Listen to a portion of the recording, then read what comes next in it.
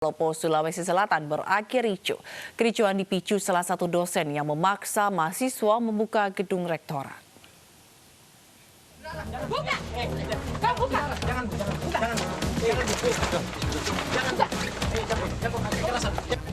Demo mahasiswa Teknik Universitas Andi Jema di Palopo, Sulawesi Selatan ricuh. Kericuhan diawali oleh salah satu dosen yang memaksa mahasiswa membuka gedung rektorat. Mahasiswa yang tetap ingin menyegel gedung kemudian terlibat adu mulut yang berlanjut dengan aksi saling dorong. Dalam demo ini, mahasiswa menuntut penurunan atau penggratisan biaya kuliah bagi mahasiswa yang terdampak banjir bandang di Luwu Utara beberapa waktu lalu. Para mahasiswa berjanji akan terus berdemo jika tuntutan mereka tidak dipenuhi. Dari Palopo, Sulawesi Selatan, Nasruddin Rubak, iNews melaporkan. Pembobol 12 ATM di Riau ditangkap polisi. Dari tangan tersangka, polisi menyita 100 kartu ATM palsu, 5 telepon seluler, dan uang 45 juta rupiah.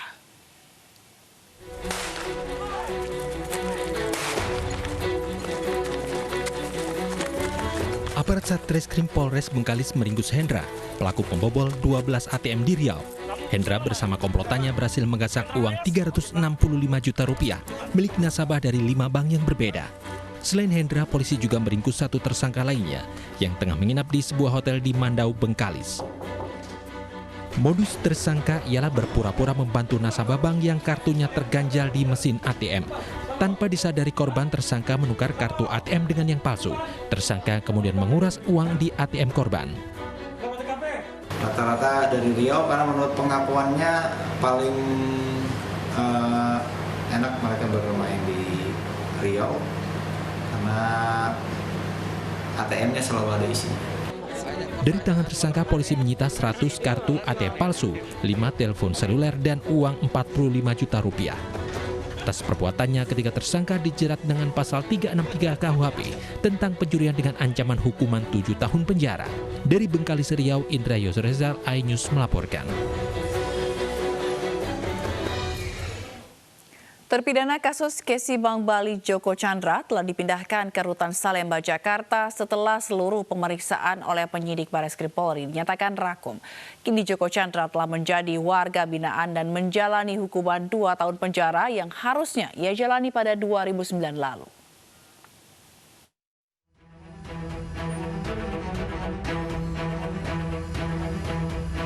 Joko Chandra akhirnya dipindahkan ke Lembaga Permasyarakatan Salemba, Jakarta hari ini. Sebelumnya, terpidana kasus Kesi Bank Bali ini ditahan di Rumah Tahanan Salemba Cabang Bareskrim Polri untuk pendalaman kasus surat jalan dan suap. Kabar Reskrim mengatakan pemeriksaan terhadap Joko Chandra sudah cukup, sehingga terpidana ini dikembalikan kepada Dirjen Pas. Terkait dengan pemeriksaan saudara Joko Chandra, untuk sementara kami rasa sudah cukup. Oleh karena itu selanjutnya kami berkoordinasi dengan Dirjen Pas untuk penempatan saudara Joko Chandra selanjutnya. Kemudian minggu depan kami akan melaksanakan gelar dalam rangka penetapan tersangka untuk kasus Tipikor dengan mengundang rekan-rekan dari KPK. Penahanan Joko Chandra di Rumah Tahanan Salemba Cabang Bareskrim Polri terkait pemeriksaan kasus surat jalan palsu dirinya serta dugaan aliran dana kepada sejumlah pihak yang melancarkan dirinya keluar masuk Indonesia dengan status buron. Dengan ditahannya Joko Chandra di Lapas Salemba, maka mantan buronan Kejagung ini resmi menjalani hukuman badan selama 2 tahun berdasarkan putusan Mahkamah Agung pada 2009 lalu. Joko Chandra kini telah menjadi warga binaan Salemba. Saudara Joko Chandra karena pemeriksaannya sudah selesai sementara di Bareskrim Polri, maka kami menerima kembali saudara Joko Chandra dan akan kami tempatkan kembali di Rutan Salemba dan kami akan pindahkan untuk menjalani pidananya di Lapas Salemba sebagai warga binaan di Lembaga Pemasyarakatan Salemba. Diketahui buronan 11 tahun Joko Chandra dieksekusi di Kuala Lumpur, Malaysia pada 30 Juli lalu oleh Kabareskrim atas perintah Presiden Joko Widodo. Namun Joko Chandra tidak langsung ditahan di lapas karena diperiksa terkait surat jalan palsu dan dugaan aliran dana kepada sejumlah pihak. Sehingga meski sempat diserah terimakan ke Dirjen Lapas sehari setelah penangkapan, Joko Chandra tetap ditahan di Rumah Tahanan Salemba Cabang Bareskrim selama sepekan.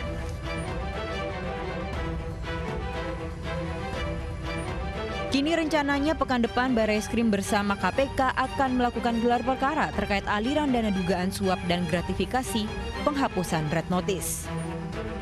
Dari Jakarta, Vito Erlangga, Gilang Ramadan, Eka Rusmanda, iNews melaporkan. Ikut membantu proses evakuasi korban ledakan di Beirut.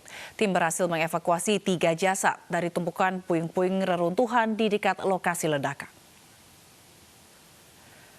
Pemerintah Rusia ikut membantu pemerintah Libanon dengan mengirim tim medis untuk membantu korban ledakan Beirut. Tim evakuasi Rusia dan Libanon turut mencari jasad korban ledakan yang tertimbun puing-puing reruntuhan. 3 jasad berhasil ditemukan. Rusia juga mendirikan rumah sakit darurat di stadion dekat lokasi ledakan. Dilaporkan ada 12 orang korban ledakan yang dirawat di rumah sakit tersebut. Tim nasional Indonesia akhirnya menggelar latihan perdana. Skuad Timnas Indonesia senior dan U19 pun berkumpul di tempat yang sama untuk menjalani latihan di Stadion Madia, Jakarta.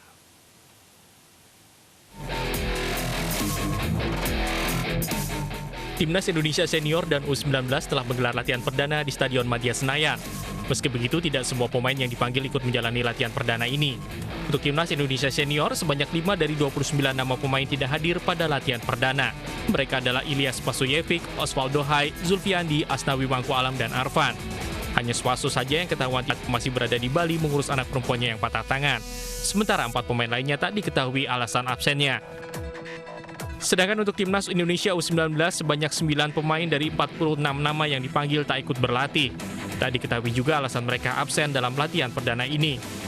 Terkait absennya sejumlah pemain itu, Ketua Umum PSSI Muhammad Iriawan mengatakan karena mereka melakukan isolasi mandiri. Ini kan 14 hari itu karantina, jadi memang protokol kesehatan demikian, 3 kali swab dilakukan. Ada pemain yang baru datang, ada yang belum datang juga malah. Nah, sehingga sekarang 14 hari, akhirnya kita lakukan politis hari ini untuk dimulai latihan. Ya. Baik senior maupun 19. Ya. Jadi hari ini sudah mulai, berikutnya di Sintayong akan membuat program sampai tanggal berapa nanti dijelaskan lebih lanjut oleh Dirteknik. Sebelumnya, Timnas Indonesia sendiri sudah menjadwalkan latihan perdana pada 25 Juli 2020. Akan tetapi, agenda itu tidak dapat terlaksana dan mundur hingga 1 Agustus 2020. Namun jadwal itu kembali mengalami kemunduran karena hasil tes swab para pemain dan ofisial belum keluar. Kini setelah penundaan beberapa kali, akhirnya latihan perdana Timnas Indonesia senior dan U19